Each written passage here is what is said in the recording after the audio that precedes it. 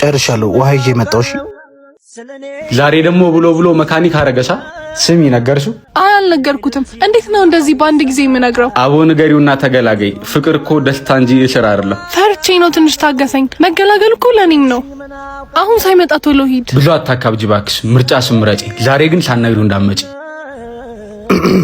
እንዴ ይዙ ብንገላገል ይሻላል አይደል? ማለት ስራውን ቶሎ ጨርሰን። ምን ነው ግን ሌላ የምትገላገየው ነገር አለ እንዴ? አዎ። ምን? በድብቅ መውደዴን። ማንን? አንተን። ድሮስ ጓደኛሽ ሆኜ ላትወጂ ነው? እንዳልገባው አቱን ይዙ። ከሱ በላይ እንደምወድ ታውቃለህ። የማይሆን ነገር አታውሪ። ለምንድነው የማይሆነው? ያለንን ጓደኝነት ማጣት አልፈልግም። ፍቅር ጀምረን ባይሳካ ካንቺ ጋር እንደበዳይና እንደ ጠላት መተያየት አልፈልግም። እሱን ሳልነግር ቢሆን ነበረ። መውደዴን ከነገርኩ በኋላ ጓደኝነታችን መቀጠል ነው የሚከብደኛል። መራቅ አይቀርም። ከመጠላላት መራራቅ ይሻለኛል። አንቺም ቢሆን መላመዳችን ነው መዋደድ የመሰለሽ።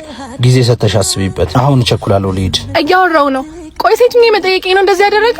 አይደለም፣ እንደምቸኩል ደጋግሜ ነግሬሻለሁ። የት ለመሄድ? ወደ ሙታን ሳማር ቅዱስ ሚካኤል አንድነት ገዳም። እንኳን ለአብይ ጾም በሰላም አደረሳችሁ። የአብይ ጾም የመጀመሪያው ሳምንት ዘወረደ ይባላል። ትርጉሙም ከሰማይ ሰማያት የወረደ ማለት ነው። በዚህ የጾም ወቅት በጅምር ላይ ያለውን የአባቶች ባት በማስጨረስ ፀሐይ ከዝናብ ከብርድ እንከላከላቸው። የበረከት ስራንም እንስራ። ለማገዝ በኢትዮጵያ ንግድ ባንክ 1044 25 98 390 በአብሲኒያ 1410 29 444